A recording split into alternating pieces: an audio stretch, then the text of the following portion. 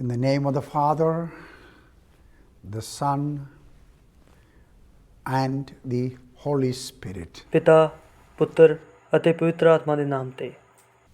You will agree that as humans it is almost impossible for us to accept something that we cannot see, we cannot touch, we cannot taste, we cannot hear.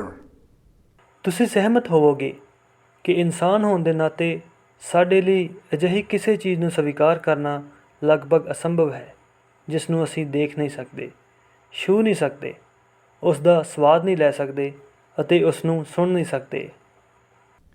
I mean, think about it. In the writings of Saint Paul in Romans chapter 4, he talks about Abraham, man just like us, with all the struggles and weakness and failures. He said, a time came in Abraham's life, he believed in a God who calls things that are not.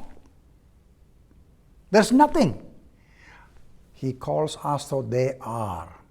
ਮੇਰਾ ਮਤਲਬ ਰੋਮੀਆਂ ਦੇ ਚੌਥੇ ਅਧਿਆਏ ਵਿੱਚ ਸੰਤ ਪਲੂਸ ਦੀਆਂ ਲਿਖਤਾਂ ਬਾਰੇ ਹੈ। ਉਹ ਅਬਰਾਹਮ ਬਾਰੇ ਗੱਲ ਕਰਦਾ ਹੈ ਜੋ ਸਾਡੇ ਵਰਗੇ ਸਾਰੇ ਸੰਘਰਸ਼ਾਂ ਅਤੇ ਕਮਜ਼ੋਰੀਆਂ ਅਤੇ ਅਸਫਲਤਾਵਾਂ ਦਾ ਸਾਹਮਣਾ ਕਰਦਾ ਹੈ।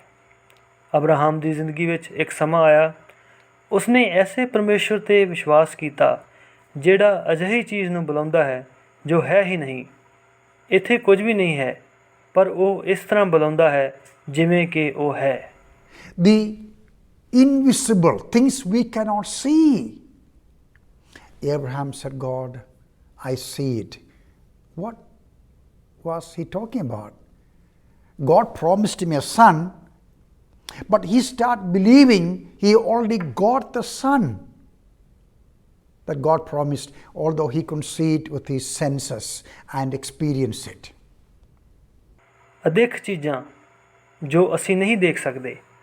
ਅਬਰਾਹਮ ਨੇ ਕਿਹਾ, ਪਰਮੇਸ਼ਵਰ ਮੈਂ ਵੇਖ ਰਿਹਾ ਹਾਂ। ਉਹ ਕਿਸ ਬਾਰੇ ਗੱਲ ਕਰ ਰਿਹਾ ਸੀ? ਖੁਦਾ ਨੇ ਉਸ ਨੂੰ ਇੱਕ ਪੁੱਤਰ ਦੇਣ ਦਾ ਵਾਅਦਾ ਕੀਤਾ ਸੀ, ਪਰ ਉਹ ਪਹਿਲਾਂ ਹੀ ਵਿਸ਼ਵਾਸ ਕਰਨਾ ਸ਼ੁਰੂ ਕਰ ਦਿੰਦਾ ਹੈ ਕਿ ਉਸ ਨੂੰ ਪੁੱਤਰ ਮਿਲ ਗਿਆ ਹੈ, ਕਿਉਂਕਿ ਪਰਮੇਸ਼ਵਰ ਨੇ ਉਸ ਦੇ ਨਾਲ ਵਾਅਦਾ ਕੀਤਾ। ਹਾਲਾਂਕਿ ਉਹ ਇਸ ਨੂੰ ਆਪਣੀਆਂ ਅੱਖਾਂ ਨਾਲ ਵੇਖ ਨਹੀਂ ਸੀ ਸਕਦਾ ਅਤੇ ਨਾ ਹੀ ਅਨੁਭਵ ਕਰ ਸਕਦਾ ਸੀ। So the scripture portions we read today for our holy church all talk about this amazing subject, experiencing God's protection and help. So where is God?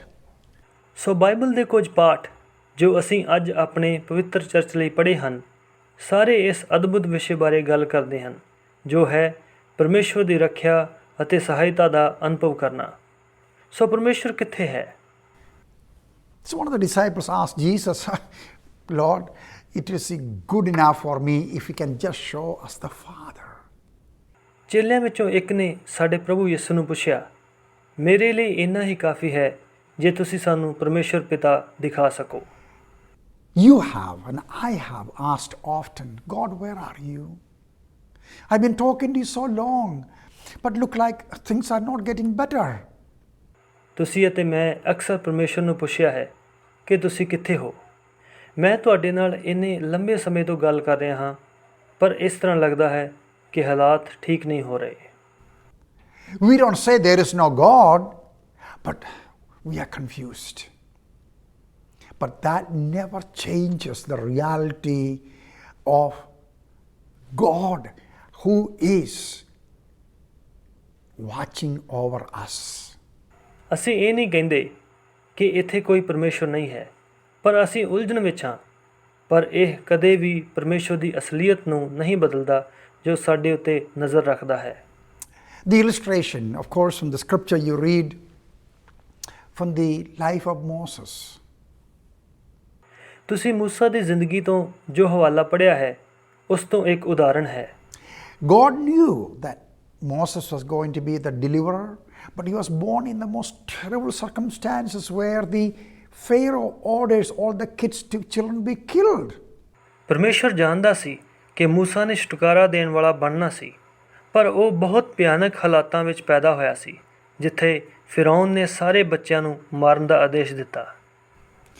And Moses' parents and mother responded, the scripture says, by faith and acted, knowing that God will protect him. ਪਰ ਵਚਨ ਕਹਿੰਦਾ ਹੈ ਕਿ ਮੂਸਾ ਦੇ ਮਾਤਾ ਪਿਤਾ ਨੇ ਵਿਸ਼ਵਾਸ ਕੀਤਾ ਕਿ ਪਰਮੇਸ਼ਵਰ ਉਸ ਦੀ ਰੱਖਿਆ ਕਰੇਗਾ। And the scripture says he's a shield and he is our protector. What is protecting means? ਅਤੇ ਬਾਈਬਲ ਕਹਿੰਦੀ ਹੈ ਕਿ ਪਰਮੇਸ਼ਵਰ ਇੱਕ ਢਾਲ ਹੈ ਅਤੇ ਉਹ ਸਾਡਾ ਰਖਵਾਲਾ ਹੈ। ਇੱਥੇ ਰਾਖੀ ਕਰਨ ਦਾ ਕੀ ਅਰਥ ਹੈ? Look at your eyes. You see I'm blinking? How many thousands of times your eyes blink? You know why you do that? Because the eyelid protecting your eyes from dust. ਆਪਣੀਆਂ ਅੱਖਾਂ ਵੱਲ ਦੇਖੋ, ਤੁਸੀਂ ਜਾਣੋਗੇ ਕਿ ਕਿੰਨੀ ਹਜ਼ਾਰ ਵਾਰ ਤੁਹਾਡੀਆਂ ਅੱਖਾਂ ਝਪਕਦੀਆਂ ਹਨ। ਕੀ ਤੁਸੀਂ ਜਾਣਦੇ ਹੋ ਕਿ ਤੁਸੀਂ ਅਜਿਹਾ ਕਿਉਂ ਕਰਦੇ ਹੋ? ਕਿਉਂਕਿ ਤੁਹਾਡੀਆਂ ਪਲਕਾਂ ਤੁਹਾਡੀਆਂ ਅੱਖਾਂ ਨੂੰ ਮਿੱਟੀ ਤੋਂ ਬਚਾਉਂਦੀਆਂ ਹਨ। Other day I was riding on the bicycle and I could feel millions of little insects all over. It was the night, evening time. But I realized none of them are going into my eyes. Two reasons. One, I had the specs. Second, my eyelid. ਇੱਕ ਦਿਨ ਮੈਂ cycle 'ਤੇ ਜਾ ਰਿਹਾ ਸੀ। ਇਹ ਸ਼ਾਮ ਦਾ ਸਮਾਂ ਸੀ ਅਤੇ ਮੈਂ ਦੇਖਿਆ ਕਿ ਉਸ ਸਾਰੀ ਜਗ੍ਹਾ 'ਤੇ ਲੱਖਾਂ ਹੀ ਕੀੜੇ ਸਨ, ਪਰ ਉਹਨਾਂ ਵਿੱਚੋਂ ਕੋਈ ਵੀ ਮੇਰੀ ਅੱਖ ਵਿੱਚ ਨਹੀਂ ਜਾ ਰਿਹਾ ਸੀ। ਇਸ ਦੇ ਪਿੱਛੇ ਦੋ ਕਾਰਨ ਸਨ। ਪਹਿਲਾ ਇਹ ਕਿ ਮੈਂ ਐਨਕਾਂ ਲਾਈਆਂ ਸਨ ਅਤੇ ਦੂਜਾ ਇਹ ਕਿ ਮੇਰੀਆਂ ਅੱਖਾਂ ਝਮੱਕੇ ਮਾਰ ਰਹੀਆਂ ਸਨ। You cannot see it, but God is our protector. And not only that, He is our helper. ਅਸੀਂ ਇਸ ਨੂੰ ਨਹੀਂ ਦੇਖ ਸਕਦੇ, ਪਰ ਪਰਮੇਸ਼ਵਰ ਸਾਡਾ ਰਖਵਾਲਾ ਹੈ ਅਤੇ ਕੇਵਲ ਇਹ ਹੀ ਨਹੀਂ ਕਿ ਉਹ ਸਾਡਾ ਸਹਾਇਕ ਵੀ ਹੈ। Sometimes we forget that we could have had 1,000 accidents and 1,000 crises and problems, but we never experienced that because God, with His grace and mercy, removed all those. ਕਈ ਵਾਰ ਅਸੀਂ ਭੁੱਲ ਜਾਂਦੇ ਹਾਂ ਕਿ ਸਾਡੇ ਨਾਲ ਹਜ਼ਾਰਾਂ ਹਾਦਸੇ ਹੋ ਸਕਦੇ ਸੀ, ਸਾਡੇ 'ਤੇ ਹਜ਼ਾਰ ਸੰਕਟ ਅਤੇ ਮੁਸ਼ਕਲਾਂ ਆ ਸਕਦੀਆਂ ਸਨ, ਪਰ ਅਸੀਂ ਕਦੇ ਉਸ ਦਾ ਸਾਹਮਣਾ ਨਹੀਂ ਕੀਤਾ ਕਿਉਂਕਿ ਪਰਮੇਸ਼ਵਰ ਆਪਣੀ ਮਿਹਰ ਅਤੇ ਦਇਆ ਨਾਲ ਉਹਨਾਂ ਸਭਨਾਂ ਨੂੰ ਦੂਰ ਕਰਦਾ ਹੈ। His invisible shield, His angels protecting us. But we should recognize that and we should respond to that. ਉਸ ਦੀ ਢਾਲ ਅਦਿੱਖ ਹੈ, ਉਸ ਦੇ ਦੂਤ ਸਾਡੀ ਰੱਖਿਆ ਕਰ ਰਹੇ ਹਨ, ਪਰ ਸਾਨੂੰ ਇਸ ਨੂੰ ਪਛਾਣ ਲੈਣਾ ਚਾਹੀਦਾ ਹੈ ਅਤੇ ਸਾਨੂੰ ਇਸ ਦਾ ਹੁੰਗਾਰਾ ਦੇਣਾ ਚਾਹੀਦਾ ਹੈ। Saint Peter, we heard about him. Satan wanted to destroy him completely, but Jesus said, I prayed for you. ਸੰਤ ਪਤਰਸ, ਅਸੀਂ ਉਸ ਦੇ ਬਾਰੇ ਸੁਣਿਆ ਹੈ। ਸ਼ੈਤਾਨ ਉਸ ਨੂੰ ਪੂਰੀ ਤਰ੍ਹਾਂ ਨਸ਼ਟ ਕਰਨਾ ਚਾਹੁੰਦਾ ਸੀ, ਪਰ ਯਿਸੂ ਨੇ ਕਿਹਾ, ਮੈਂ ਤੇਰੇ ਲਈ ਪ੍ਰਾਰਥਨਾ ਕੀਤੀ ਹੈ। Even when you face problems, your faith will be intact. That's exactly what our Lord is doing for us. So, do we have a reason to be confident about what the Lord is doing? ਭਾਵੇਂ ਤੁਹਾਨੂੰ ਮੁਸ਼ਕਲਾਂ ਦਾ ਸਾਹਮਣਾ ਕਰਨਾ ਵੀ ਪੈ ਜਾਵੇ, ਤੁਹਾਡੀ ਨਿਹਚਾ ਕਾਇਮ ਰਹੇਗੀ। ਇਹੋ ਕੁਝ ਹੈ ਜੋ ਸਾਡਾ ਪ੍ਰਭੂ ਸਾਡੇ ਲਈ ਕਰ ਰਿਹਾ ਹੈ। ਤਾਂ ਫਿਰ ਜੋ ਪ੍ਰਭੂ ਕਰ ਰਿਹਾ ਹੈ, ਕੀ ਸਾਡੇ ਕੋਲ ਇਸ ਬਾਰੇ ਵਿਸ਼ਵਾਸ ਕਰਨ ਦਾ ਇਹ ਕਾਰਨ ਹੈ? Yes, a million reasons. That is, think about one tiny ant just crawling, and think about you. How do you compare you with a little tiny black ant crawling? ਹਾਂ, ਲੱਖਾਂ ਕਾਰਨ ਹਨ। ਇੱਕ ਛੋਟੀ ਜਿਹੀ ਕੀੜੀ ਬਾਰੇ ਸੋਚੋ ਜੋ ਸਿਰਫ ਰੀਂਗਦੀ ਹੈ, ਅਤੇ ਤੁਹਾਡੇ ਬਾਰੇ ਸੋਚੋ, ਤੁਸੀਂ ਉਸ ਛੋਟੀ ਜਿਹੀ ਰੀਂਗਦੀ ਹੋਈ ਕੀੜੀ ਨਾਲ ਆਪਣੀ ਤੁਲਨਾ ਕਿਵੇਂ ਕਰਦੇ ਹੋ? You see, that's what David, a 16, 17-year-old young boy said. Giant You are 100 times bigger than me and you got million people with you. But I come to you with empty hands. But my God is my protector and I will overcome. ਬਿਲਕੁਲ ਇਸੇ ਤਰ੍ਹਾਂ ਦਾਊਦ ਦੇ ਨਾਲ ਹੋਇਆ। 16-17 ਸਾਲ ਦੇ ਉਸ ਛੋਟੇ ਜਿਹੇ ਮੁੰਡੇ ਨੇ ਉਸ ਦੈਂਤ ਨੂੰ ਕਿਹਾ, ਤੂੰ ਮੇਰੇ ਨਾਲੋਂ 100 ਗੁਣਾ ਵੱਡਾ ਹੋਵੇਂਗਾ ਅਤੇ ਤੇਰੇ ਨਾਲ ਲੱਖਾਂ ਲੋਕ ਨੇ, ਪਰ ਮੈਂ ਤੇਰੇ ਕੋਲ ਖਾਲੀ ਹੱਥ ਆਇਆ ਹਾਂ। ਫਿਰ ਵੀ ਮੇਰਾ ਪਰਮੇਸ਼ਵਰ ਮੇਰਾ ਰਖਵਾਲਾ ਹੈ ਅਤੇ ਮੈਂ ਤੇਰੇ 'ਤੇ ਕਾਬੂ ਪਾ ਲਵਾਂਗਾ। So what did David do? He put his entire life, problems, difficulties, unknown, known, his failures, his lack of strength, everything in God's hand. ਤਾਂ ਫਿਰ ਦਾਊਦ ਨੇ ਕੀ ਕੀਤਾ?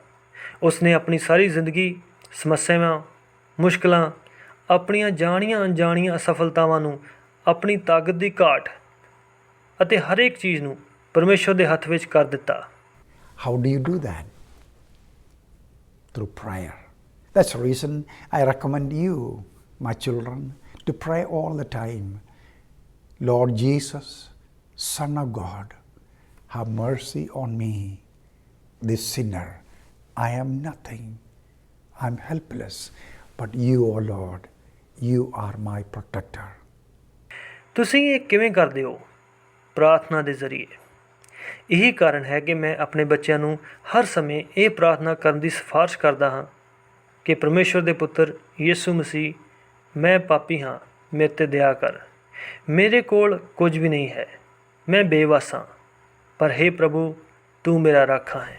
You are the one who is my shield and my all in all. Let's confess that and live by that. ਤੂੰ ਹੀ ਹੈ ਜੋ ਮੇਰੀ ਢਾਲ ਹੈ ਅਤੇ ਮੇਰਾ ਸਭ ਕੁਝ ਹੈ। ਆਓ ਅਸੀਂ ਇਹੀ ਇਕਰਾਰ ਕਰੀਏ ਅਤੇ ਇਸ ਦੇ ਅਨੁਸਾਰ ਆਪਣਾ ਜੀਵਨ ਬਤੀਤ ਕਰੀਏ। Blessings on you. ਖੁਦਾ ਤੁਹਾਨੂੰ ਬਰਕਤ ਦੇਵੇ।